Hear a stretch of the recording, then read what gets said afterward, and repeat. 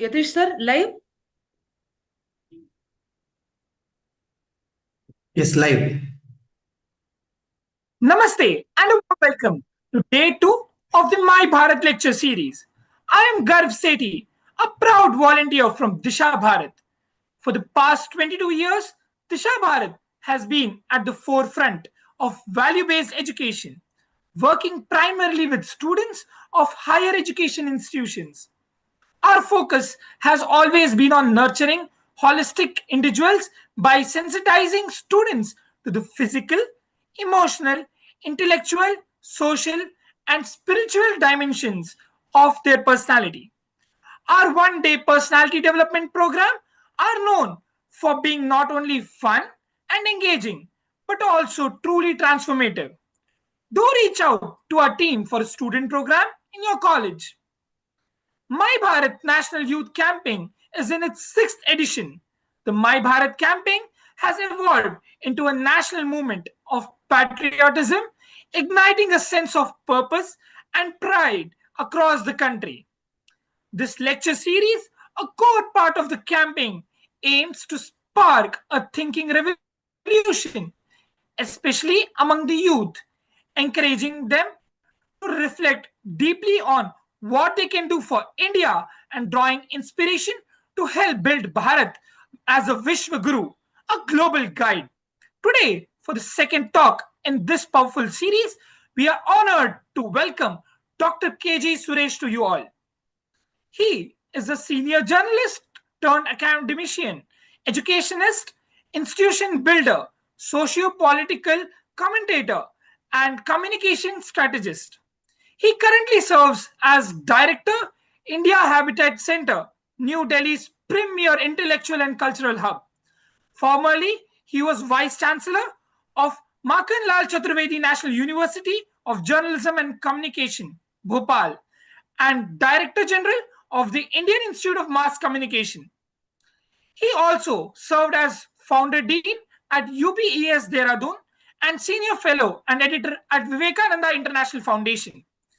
In industry, he has held leadership roles with Doordarshan News, Asianet News, Press Trust of India, and Dilemma Bharat Enterprise Limited.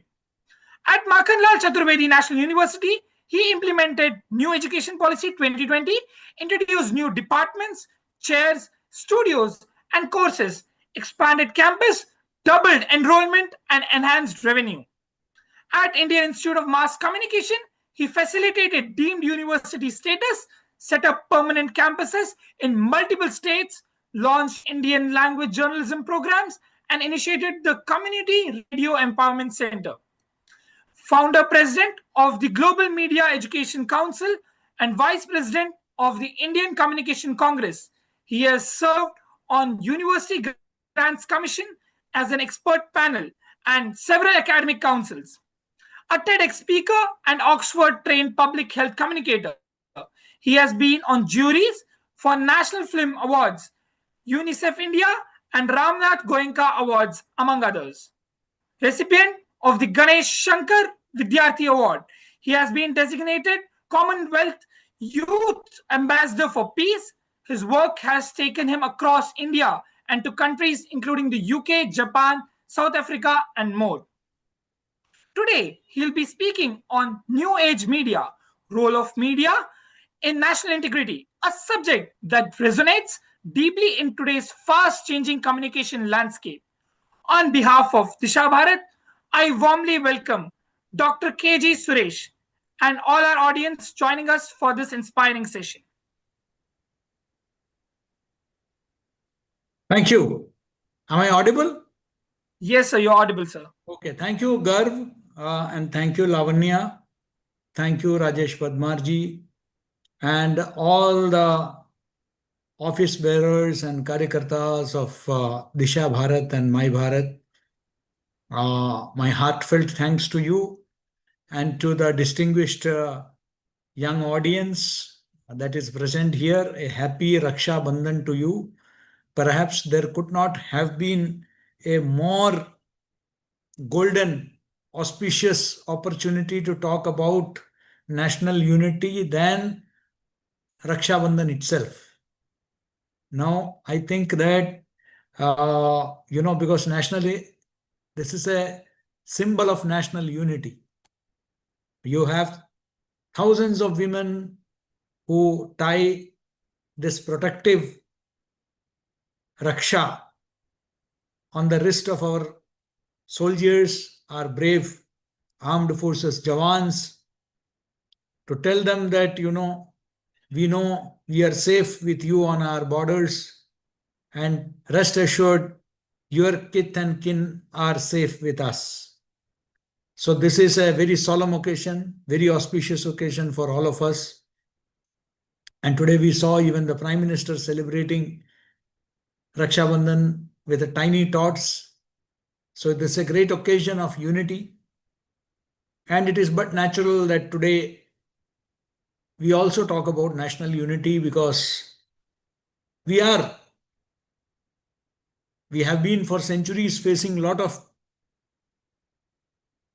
external threats, and today also, or now also, some powers that we are trying to threaten us, intimidate us, but we remain steadfast in our resolve, in our resilience, in our assertion of self respect, swabhiman, swavalamban, swadeshi.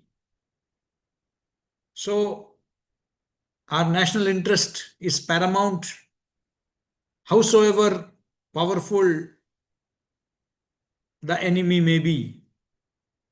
So, and again, we have seen whether it is during the 1971 war, when the Prime Minister, the then Prime Minister, Mrs. Gandhi, had sent delegations to the United Nations and led by very eminent people like Atal Bihari Vajpayee. And now, in the aftermath of Operation Sindoor, despite all differences, domestic differences, we have leaders from different political parties came together, went abroad, and put our perspective, the national perspective, the national stand before the foreign leadership in a show of national unity. And our past, particularly post independence, we have seen that whenever any crisis has confronted, we have faced, the people of India have come together. Right now, we have seen the tragedy in Uttarakhand, and there is a nationwide sympathy and empathy for the victims and for the survivors. So we see that whether it is an Air India crash, in times of tragedy, we all come together. And over the last 1 decade or so, we also see that how the nation goes out of its way in bringing back Indians, in rescuing them from the most difficult situations anywhere in the world. Whether it be the Russian-Ukraine war, the crisis in West Asia, and recently in Iran, irrespective of which community the Indian expats belong to, the Indian students belong to, through operations like Operation Sindhu, we have brought our children back home. The government has never, ever distinguished between citizen and citizen. They are all our people, and we have tried our level best to provide them all possible relief. And We too have, as I said, as a people, responded to difficult situation, whether it be the COVID pandemic, when we saw thousands of lakhs of migrant laborers going back to their villages. You have seen pictures, images from the world over, including so-called advanced and prosperous countries of the West, where the poor have resorted to looting of big stores and godowns. But in India, thousands of people walked barefoot with small children, senior citizens, but they never ever attacked anybody on the way. On the contrary, we opened our temples, our schools, our villages, though they themselves were going through a difficult situation. People did everything possible to make the journey comfortable for these people who were traveling barefoot. That was an assertion of national unity. In terms of crisis, we try to help each other. Now comes the role of media. How can media help in that? What has been the media's role? I have been a practitioner of media and different media, from print to electronic to digital. I worked including media administration, media education. There is no sphere or aspect of media where I have not worked over the last 4 decades. And I can tell you from my experience that by and large, media has played a very, very positive role. Prior to independence, our leading freedom fighters, from Mahatma Gandhi to Baba Sahib Ambedkar to Pandit Madan Mohan Malviya to Lokmanya Balagangadhar Tilak to Shri Arvind, they all were media persons. They all brought out newspapers. And they had only one thing in mind. When the first Hindi newspaper came out in the 1800s, it was published from Kolkata.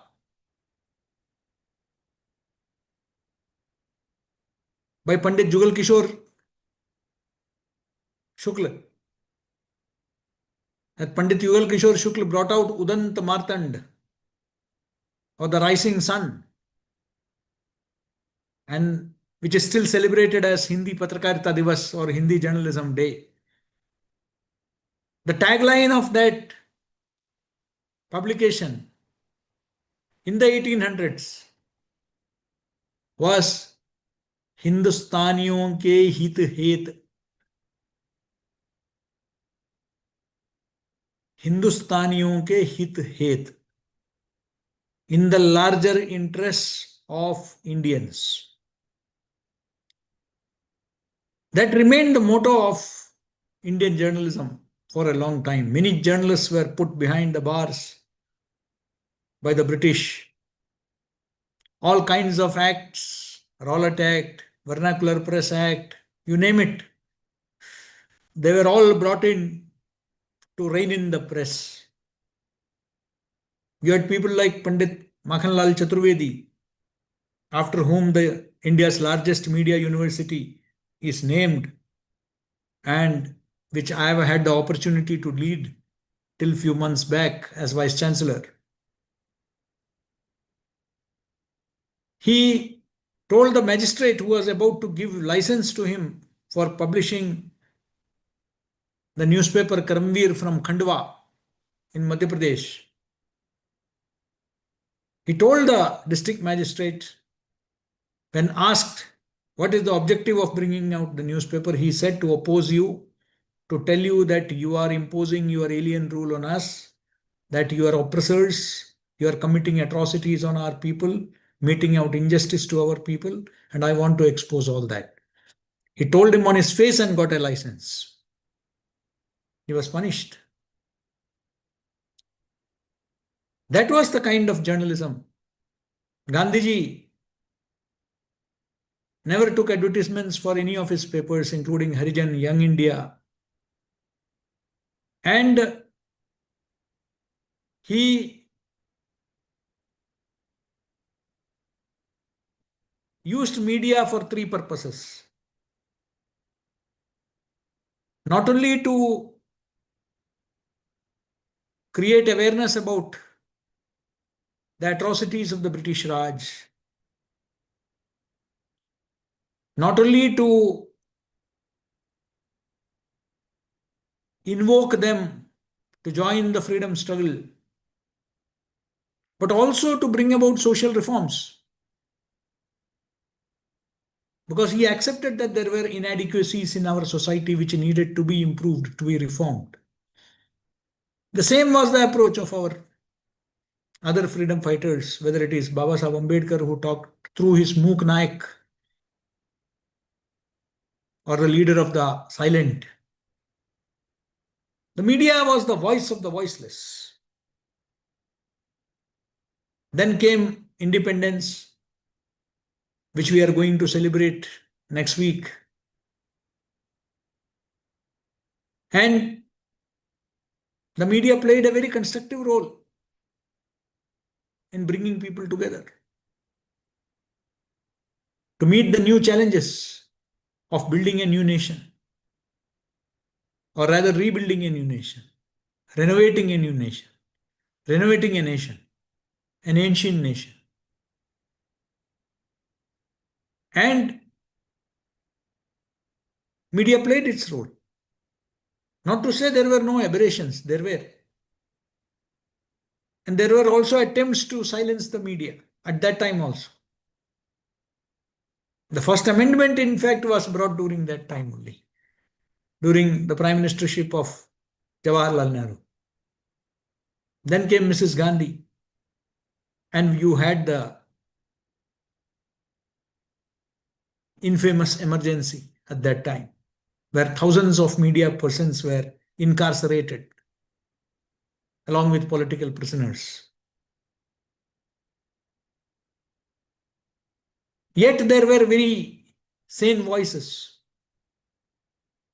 Not many media succumbed, but there were also giants like Ramnath Goenka, who stood up, who left empty space wherever the news was censored. They put black ink wherever censor inspectors used to delete. But yes, there were also people who surrendered. Our former Deputy Prime Minister, who became Information and Broadcasting Minister in 1977, Shri Lal Krishna Advani, in the Janta government, he had famously, very famously stated that when they were asked to bend, they crawled. He was referring to some sections of the media. That some people were asked to only bend by the regime of the day, but they started crawling. And today you see that thanks to commercialization, a lot many media houses are compromising on the role of media itself. It is being sold like a product, forgetting that the role of media is that of the fourth pillar of democracy, the fourth estate. But for them, one of the media tycoons had famously said that for him, selling a newspaper is like selling a soap.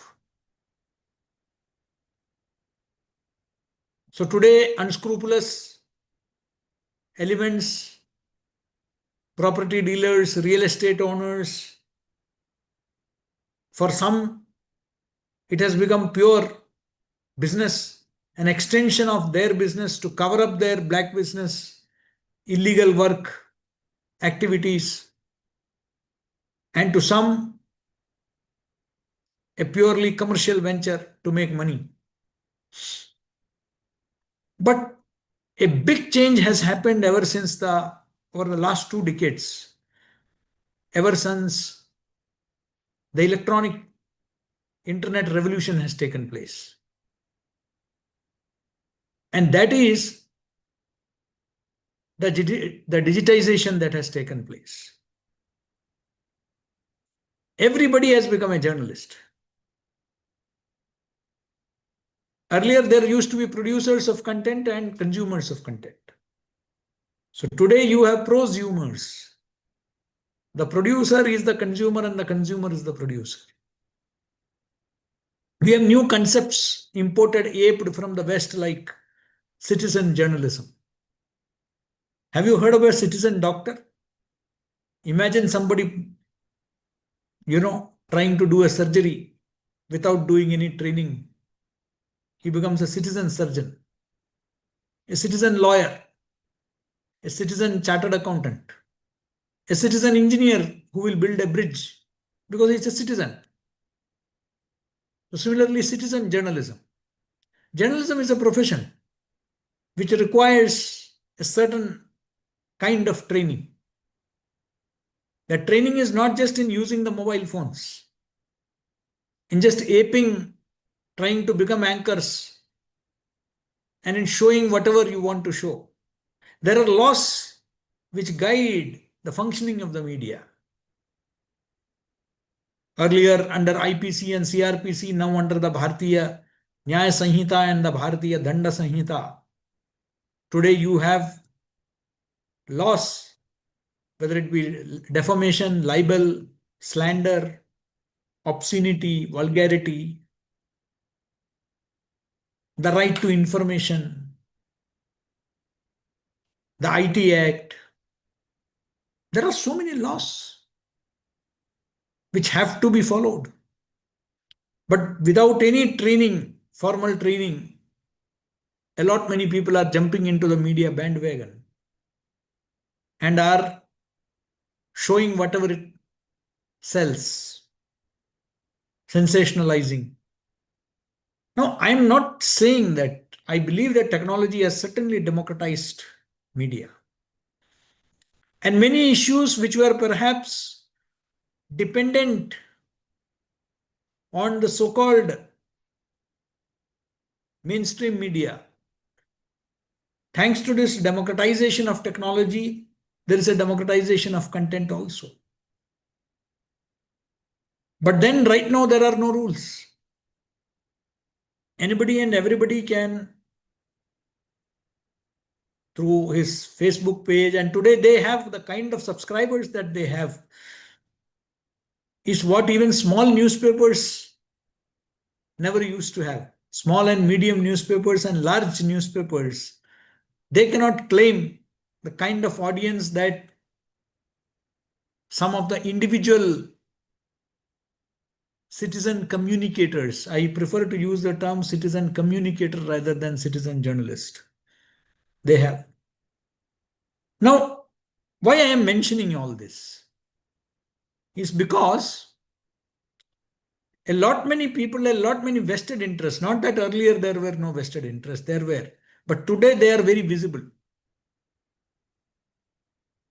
Thanks to technology, their outreach, their visibility has increased.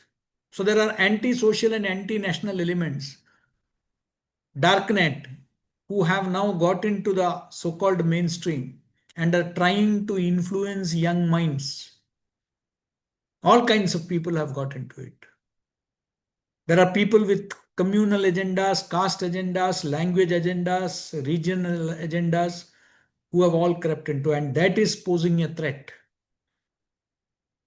And they can do anything. In the last elections, we saw how using deep fake they tried to manipulate the speech of the Union Home Minister.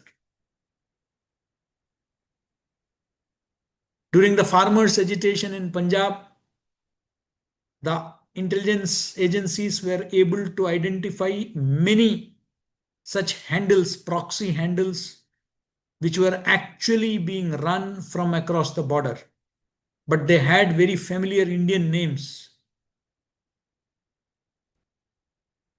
So the idea was to clearly promote a divisive agenda.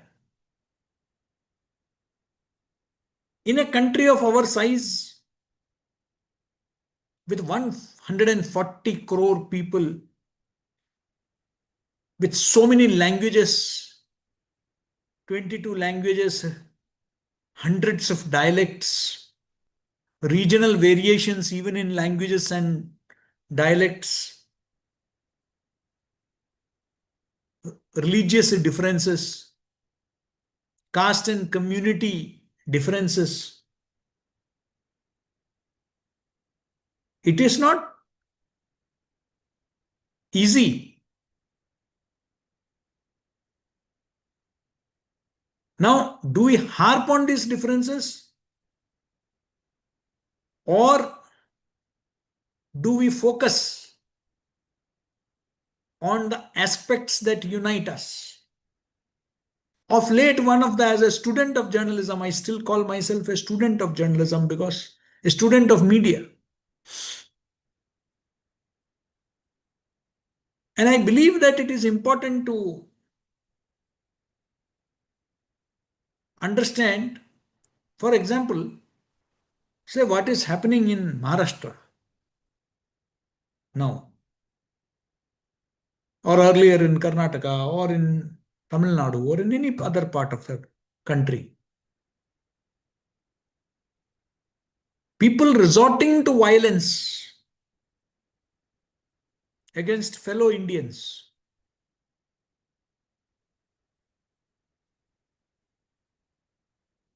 If somebody says that a local language has to be learned, there is nothing wrong in that. If you are, I have spent several decades of my life in Delhi and I speak Hindi fluently. I have to. But similarly, if somebody else is from North, is say living in Mumbai or in Chennai or in Bangalore, they should learn the language. It is part of our diversity, our rich culture. We should accept, we should eat local food, wear local dress. This is not a South Indian dress that I'm wearing. I'm wearing a typical North Indian dress, a kurta pajama.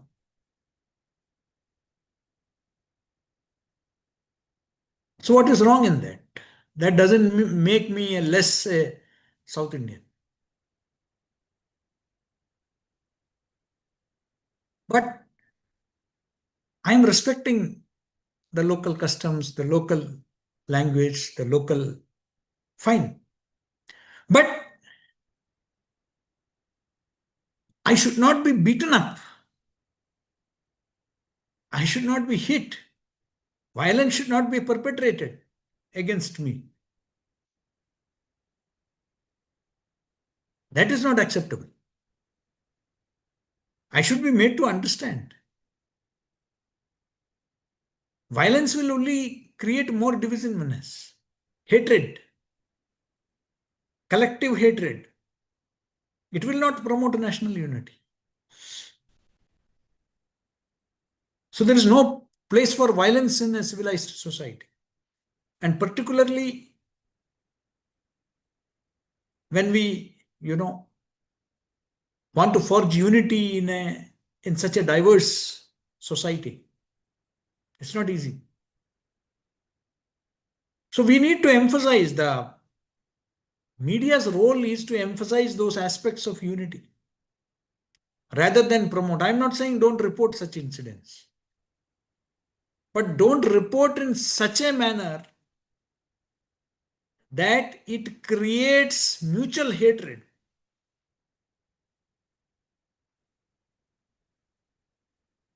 Maybe every Maharashtrian may like to see people living in all people living in Maharashtra speak to them in Marathi, or a Kannadiga in Bengaluru expecting another person from another part to speak in Kannada.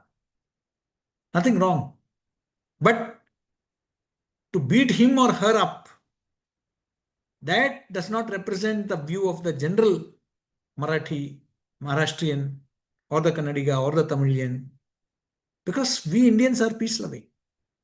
We avoid violence. We don't like to even harm an ant if it is on the walking in our room. We try to avoid that. We tell our children, don't harm that ant.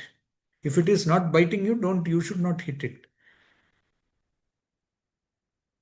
That is the way. We don't even snakes. I have seen people just holding the snake and throwing it out, or bringing somebody, not killing it. These are human beings, our fellow Indians. But how it is being in the so-called, because we are talking about new age media, the mainstream media is still responsible. But how it is being reported? Yet another case in, Maharashtra, where a South Indian has been targeted. There are so many South Indians, Udupi hotel chains across Maharashtra I have seen. That does not mean that every Marathi is beating up every, South Indian there. So we need to see that an individual incident in Delhi, there was because I am associated with an organization called My Home India. The whole idea is to how to mainstream the rest of the country with the Northeast. That is one of the objectives of My Home India. So we have created helplines for Northeast students, because initial stages they faced a lot of, difficulty in Delhi, in Mumbai. They were perceived as foreigners and they were treated. They used to be called chinkies. And I personally believe that as a South Indian who has spent his childhood, youth in Delhi, I can tell you that all this is due to lack of awareness about us, about ourselves. We never taught our people, our history books, never taught about, or our geography books. They never taught us about, they told us about Timbuktu, about Africa, about America, but never about India. I came to know about, much after becoming an adult, I came to know about freedom fighters like Ranima Gaidinliu, Lachit Borphukan, who defeated the Mughal army 18 times and did not allow the Mughal army to cross the Brahmaputra. Then I named my auditorium, my community center in my university after Lachit Borphukan in Bhopal. I named the hostel at Indian Institute of Mass Communication in Delhi, the girls' hostel, after Ranima Gaidinliu.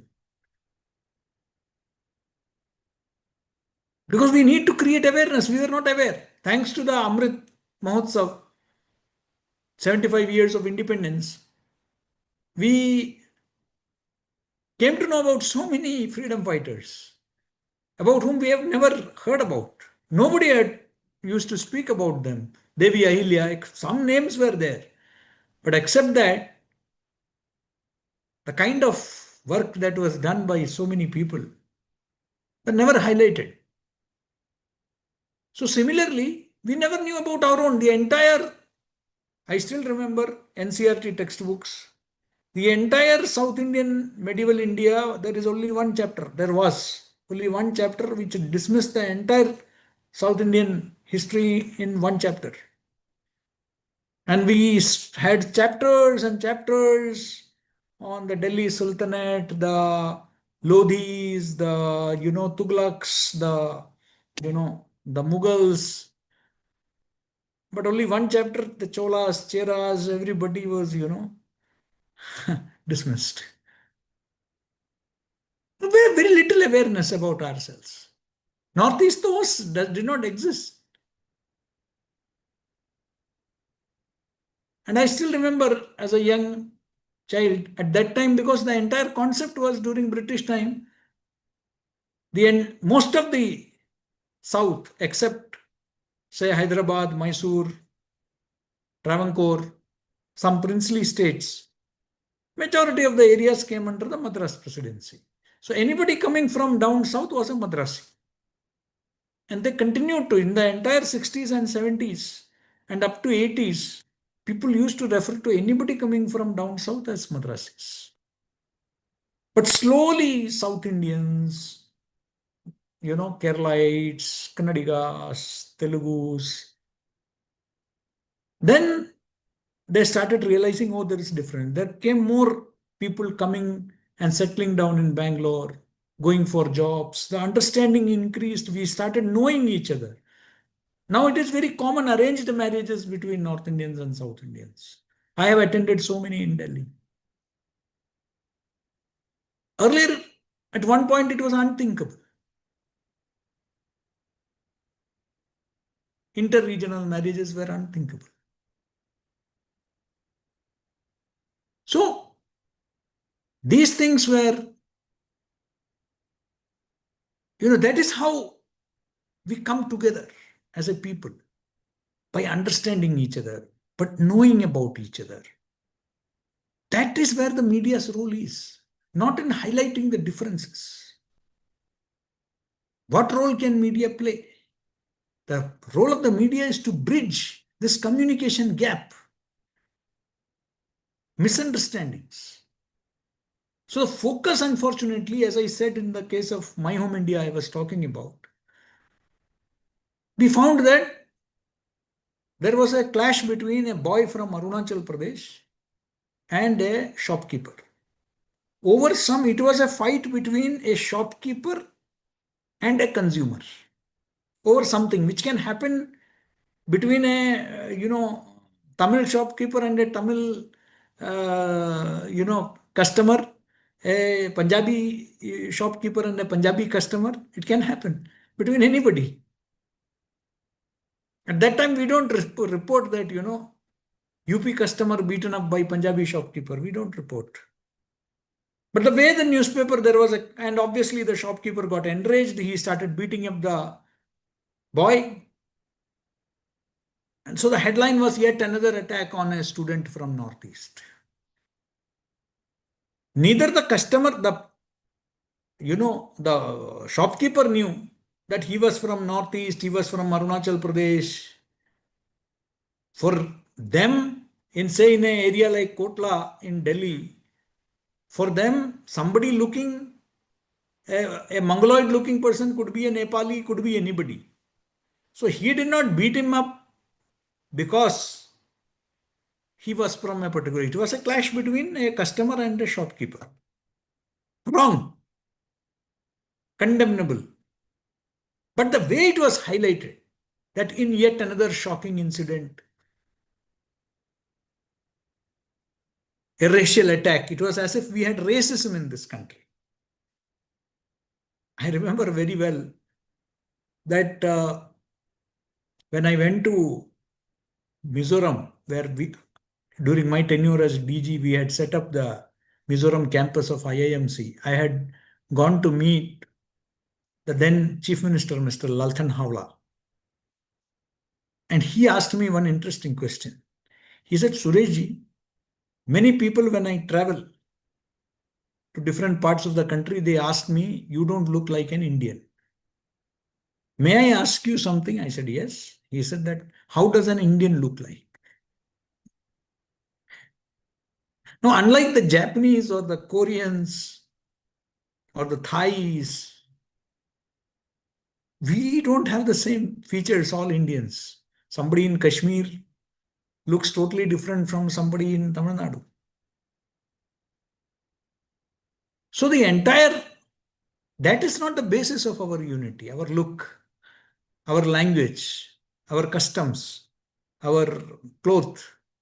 That is not the basis. Then what is the basis? That is why we talk about cultural nationalism. There is a common thread from Kashmir to Kanyakumari, from Kutch to Kamrup, which brings us together. A lifestyle, a way of life, value systems.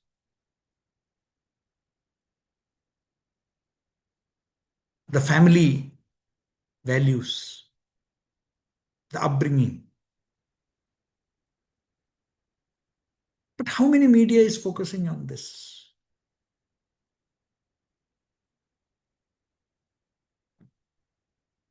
The respect for the elders, the respect for women, which is inherent in our society.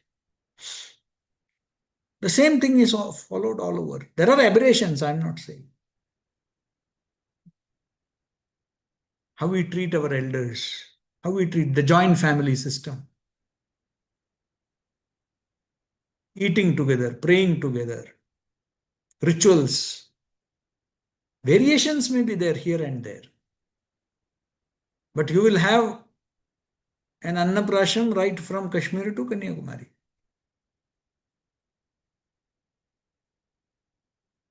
Vidyarambam from Gujarat to Assam. It's a cultural unity. That cultural aspect. So we have been focusing in all the differences, facial differences, racial differences, attire, custom, but we have not been focusing on this cultural unity. Our culture, which brings us together. So many things. The focus has been on differences, not on the factors that unite us. The Indonesian president comes to India for the last Republic Day parade as the chief guest. During a dinner at the Rashtrapati Bhavan, Indonesia, the world's largest Muslim country. And the Indonesian president said that I got my DNA sequencing done and I found that I have Indian ancestry. I have an Indian DNA. This is on record. You can go and check, Google.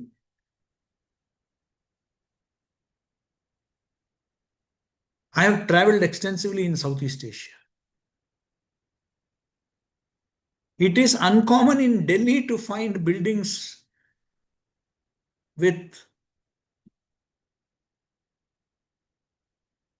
statues of, unless somebody has kept it in their room, public display of official public architecture and building displaying Lord Vishnu or Ganapati. This is common in Southeast Asia. Come on. Indonesia's biggest airline, the official airline,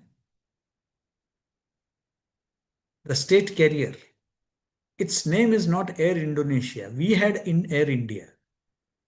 Theirs is Garuda, which is the vehicle of Lord Vishnu. Ganesha, Lakshmi are there in their currency. We cannot imagine that. That is culture.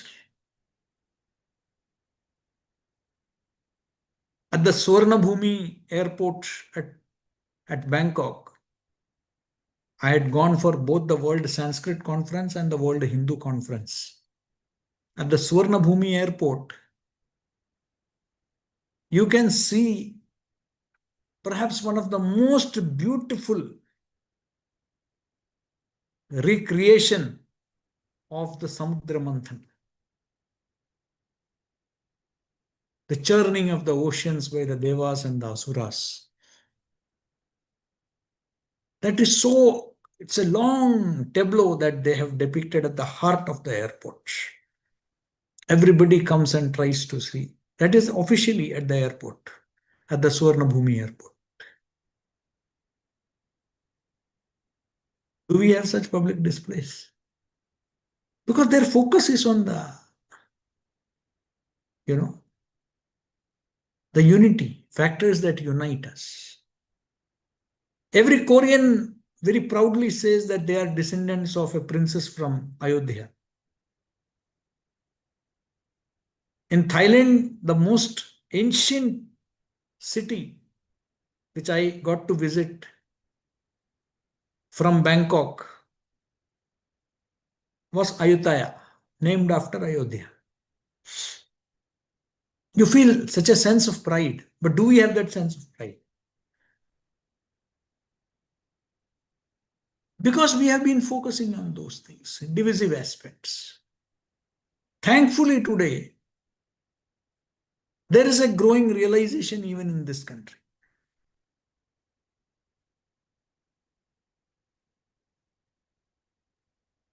I have this youngster,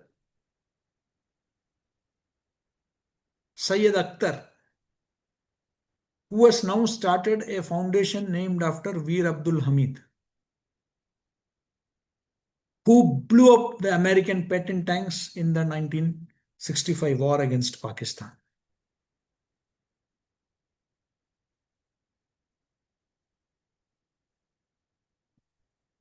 And now My Home India is going to celebrate the Punyatithi of Dara Shikoh, the Mughal prince who was to become the emperor but was slain by Aurangzeb because he was a Sanskrit scholar, a scholar of Indian spirituality. But nobody talks about Dara Shikoh. Everybody went on talking about Aurangzeb. Nobody talks about Veer Abdul Hamid. These were the people who laid down their lives for this country. Abdul Rahim Khani Khan, who wrote the most beautiful poetry for Krishna. And I can tell you so many things. But are we talking about those issues?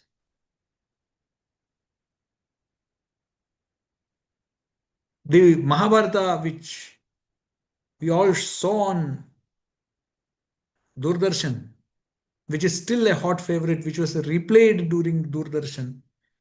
The entire thing, script was written by Rahi Mazum Raza. But how many people are talking about it? So obviously we are talking about Tipu Sultan, Aurangzeb, Taimur.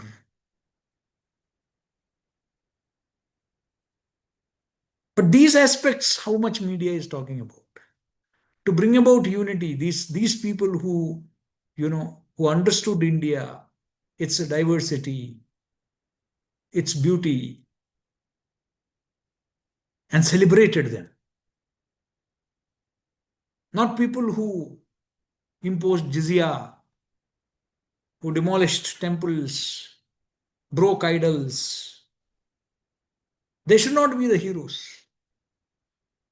These are the heroes. Similarly, on caste issues, why people don't talk? I keep telling people that was it possible? Undoubtedly, one of the geniuses of our times was Bhimrao Ambedkar, no doubt about it. His contribution to the country, to the constitution is unparalleled. But the fact is that Ambedkar was able to go abroad thanks to the support given by people belonging to the so-called upper caste. Whether it was the Maharaja of Baroda or it was his own guru after whom he took the surname, Ambekar, a Brahmin. But these things are not being talked about.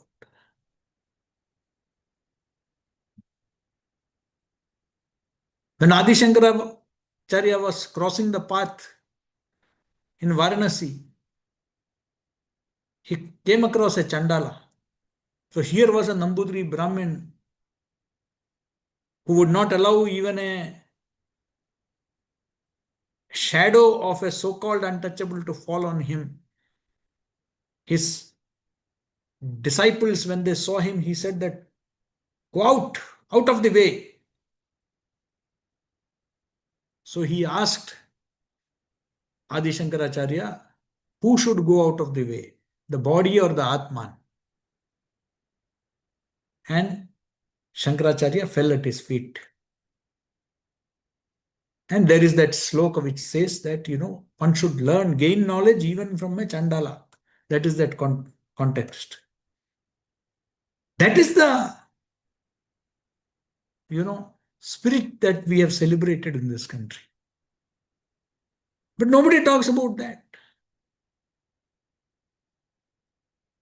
Today, when you see all these social media reels celebrating certain castes, communities, fine. But not at the expense of the other.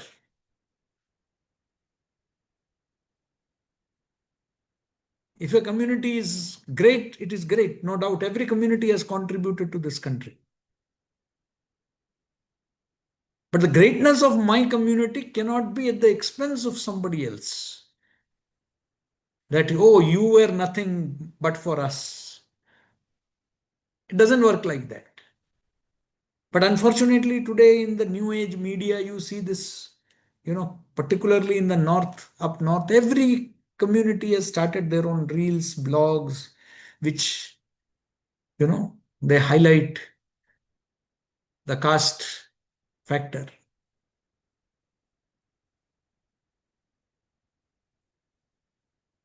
Now then, what about our common identity?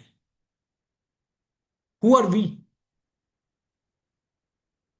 Samuel Huntington had famously, who had written The Clash of Civilization, had said, who are we? He had asked about the American identity, and he has responded by saying that the basic American identity is of WASP, white, Anglo-Saxon Protestant, WASP. That is the basic identity of Americans. Who are we?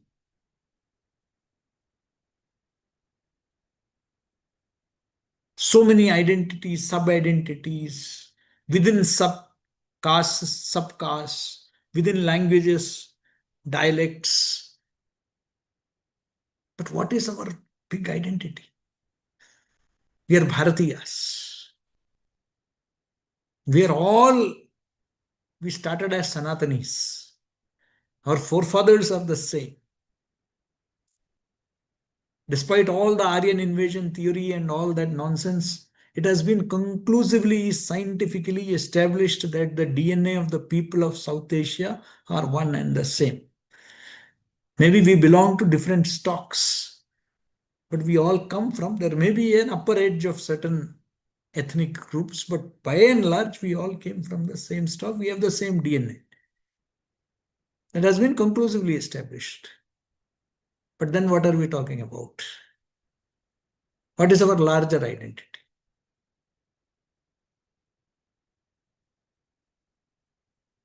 We can't make it out, but in Pahalgam, they told us what is our identity when they took down the pants.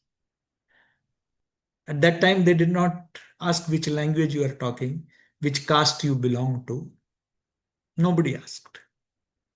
They only said that you recite so and so, you take off your pants, we will decide what you are, what is your identity.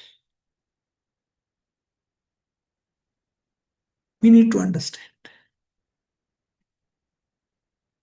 When the American president has imposed tariff He did not say that I am imposing tariff on only the Punjabis or the Telugus. He did not. He imposed tariff on India and Indians. When will we realize this? Is our media highlighting that commonality which bring us together, which give us a common identity? I think that we are all now active on social media. So we should also try to, as youngsters, the youth of this country, promote the fact, the threads that unite us, because they are many.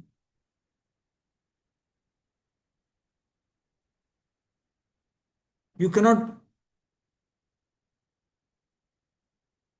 if you look at Lord Rama's journey from Ayodhya to Ramasetu, Rameshwaram and Ramasetu, it covers the whole country.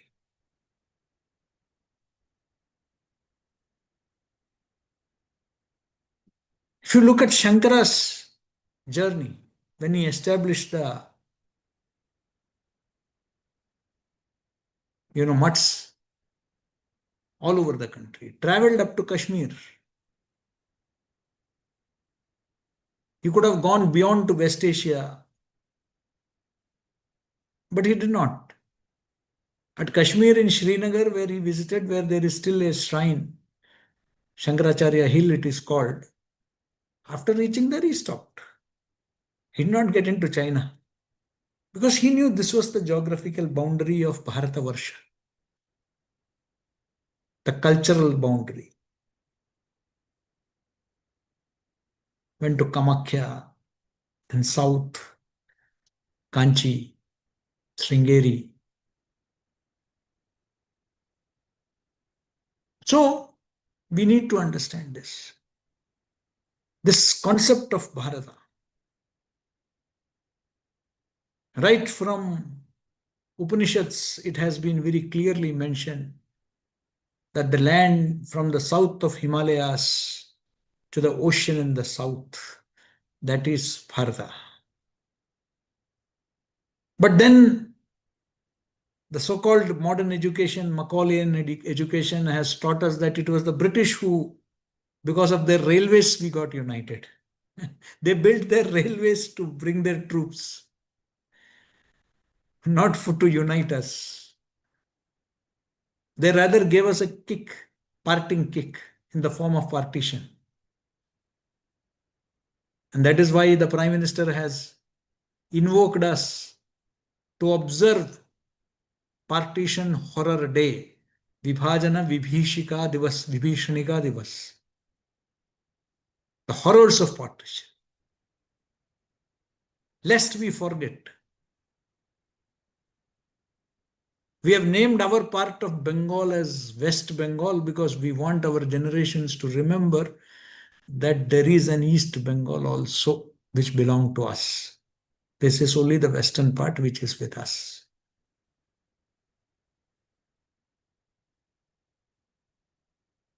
So friends, are we talking about those aspects which unite us? There are a lot of voices which talk about on language, caste, community, regional lines. Can we as youngsters use the power of, harness the power of social media to talk the language of unity? Because it is the need of the hour. What an outsider cannot do for centuries, we can create that destruction within without any outside interference if we harp on these divisions. So let this Independence Day be the occasion when we take a resolve that we will highlight all the uniting factors that bring us together as a people, as a nation. rather than harp on the divisions. Because our identity abroad is the blue Indian passport, not any native state flag or any state song. Nobody recognizes us by that. When you go to an Arab country, you are a Hindi. When you go to other countries, you are Indian. That is the only identity you have. And that is the way we are treated also, good or bad. No special treatment because you belong to any special community or any different community or a different language. So let us respect this identity, not only accept the differences, but also celebrate this diversity, which is the beauty of our country. You feel so good. I love going to different temples and I enjoy the way, they do the arti, whether it is at Dwarkadish or the Puri Jagannath.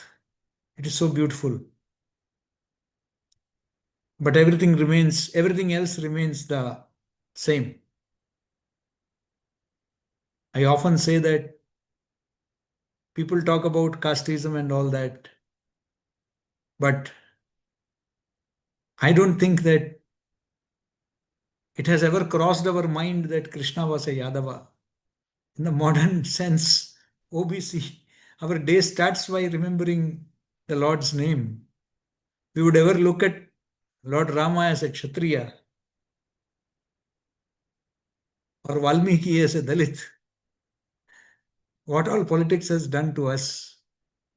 For centuries, we have been worshipping these deities without ever thinking about what so-called communities they belong to. Because that is the essence of Sanatana, of uniting rather than dividing. There have been some factors which I would call aberrations over a period of time, interpolations. But a people who have looked at the entire Vasudhaiva Kutumbakam, the entire universe, not just Earth, but the planets, the mountains, the rivers, the trees, the forests, everything is part of one family. In the age of internet, the West could only look at conceive of a global village, the world as a global village. But we looked at the entire universe as a family centuries back. In North, when they pray and the prayer comes to an end, when they chant, one of the things that they chant is Vishwaka Kalyan Ho. That means let there be prosperity, well-being of the entire world. They don't say Bharat ka Kalyan Ho. They don't say UP ka Kalyan Ho. They don't say Punjab ka Kalyan Ho. They say Vishwa ka Kalyan Ho. So, we are looking at the entire world, the entire universe. So, we cannot obviously be focusing on even in the time of COVID, India, though it had so much of demand within the country, we were sending part of our medicine, our vaccines to the poorer countries of Africa and Latin America. Because we believe in living and letting live. That is a concept, and I think that we should highlight these aspects in social media. We should not get carried away. We should not share any divisive content. Social media should become a platform for uniting, not for dividing. On that note, let me give you advance greetings for Independence Day. I think I have exceeded my brief more than the time, but this is a subject close to my heart, so I can speak for hours on this. But thank you, Disha Bharat, for inviting me once again, and I look forward to more interactions in the coming days. Thank you so much, Garv. Yes, sir, absolutely, sir. Your words were truly amazing. Building on what Mr. Suresh just shared to our audience, from building a common identity to staying connected to our culture and promoting the threads that unite us today. From electronic media to citizen journalism, creating awareness about freedom fighters and embracing languages and cultures across North, South, East, and West keep us united, proving that when the nation calls, we act as one. And we did have examples when the nation wanted all us to come together, we did come together. So we have a few questions from our audience. So I would proceed with the questions. You have worked extensively with Indian language journalism programs. How crucial is the vernacular media in uniting such a cultural diverse nation like ours? Thank you. First of all, please don't use the word vernacular. Okay, Vernacular is a term used by the Britishers in contempt of our languages. You can call them Indian languages or Bharatiya Bhasha. I was fortunate during my tenure as the Director General at Indian Institute of Mass Communication. I started many language programs, including Marathi from Maharashtra campus, Malayalam from Kerala campus, Sanskrit journalism from Delhi campus, even upgraded a program in Urdu to full-fledged diploma program. Indian languages are very critical because today language is being used as a tool to divide us. And if that tool can promote national unity, because there is so many common things, the common threads. I keep saying that, you know, our ancient texts, Ramayana and Mahabharata, have been translated into all Indian languages and they are recited in every home in different texts, but they are all derived from the same Valmiki Ramayana. So whether it is Kambar Ramayana or the Ramayana in Kerala or the Ramayana in Kashmir, they would all be, you know, but they are all versions of the Ramayana, which that is how it all started. And there is so much of Sanskrit has contributed so much to languages. I sometimes point out that some of the leaders who oppose Hindi, say in Tamil Nadu, for example, Daya Nidhi, Karuna Nidhi, they are all Sanskrit names. But they they oppose Sanskrit. So Sanskrit has immensely contributed to our languages. Why don't we accept it? The Europeans never contest. They are very proud of French. The French hold the English in contempt. But the fact remains that all the European languages are derived from Latin. That is a fact. yes, sir. It has to be accepted. So I think that we have to look at the unity. There are so many common words which are there in almost every Indian language. And we should cherish those words. We should, and I can tell you one thing, if they don't use very localized language, if I listen to a large number of languages, I can make out what they're trying to say. Because there are so many common words in all the languages.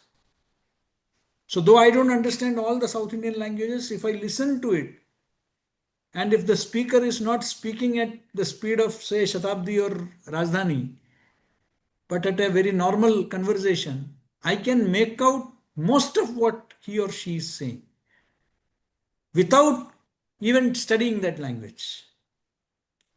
So there is an essential unity in the languages that we speak. So that language should become the medium of unity rather than differences. Because so many books have been translated. We should translate as many We should learn. In fact, even in media, I keep saying that, very good stories appear in, different language media. They should be translated and, given to students of other language medias. It is very important. Yes. So language should unite, not divide us. Yes, sir. Thank you, sir. And the last question for the day, what is your message for the current youth population of our country, sir? Well, I think that they should focus on the aspects that unite us. They should have Rashtra Sarvopari, nation paramount, nation first and foremost, as their mantra. That at the end of the day, what famously J.F. Kennedy had talked about, that don't ask what your country can do for you, ask what you can do for your country. Let us, there are always shortcomings in every society. Yes. We have survived. We have survived centuries of oppression, centuries of peace. Look at the fate of other civilizations, the civilizations which have lost their identity. But we have been able to retain our identity for Yes. centuries, facing centuries of oppression, invasion.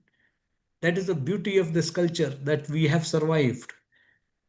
None of them, none of the other civilizations were able to survive. Everybody was, invaded, converted. But we, our ancestors, they preserved nurtured our culture, Yes, sir. our faith, our belief systems. So we should be very proud of our identity as a people. But at the same time, we should not get carried away by hyper nationalism also. That is also a word of caution. We should be very pragmatic. We should know that yes, this is the foundation. We have strong foundations, but that is not based on any fake narrative, but based on strong facts. So we should be very proud of it, Yes. and we should have our country's and society's interests paramount. Because without that, we are nothing. Thank you so much, sir, for your inspiring and thought provoking insights. It has been an absolute honor to have you with us today. On behalf of the entire Disha Bharat family, I extend our deepest gratitude to Dr. KG Suresh for generously sharing his wisdom, experience, and vision with all of us. As you know, Disha Bharat works with the vision: know yourself, know your country, and know your culture. And today's session was a perfect example of this mission in action. With this, we wrap up day 2 of our online lecture series under the 6th edition of My Bharat campaign. But the journey doesn't stop here. We still have 5 more days of inspiring talks to go. Tomorrow, we'll be joined by another eminent speaker, former IPS officer Annamalai, who will be speaking about India at 2047, a global leader rooted in timeless wisdom. I warmly invite all of you to join us again for another evening of learning and inspiration.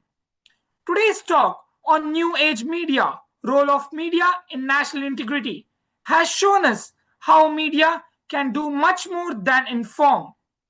It has shown us how media can do inspire us, unite us, and strengthen us.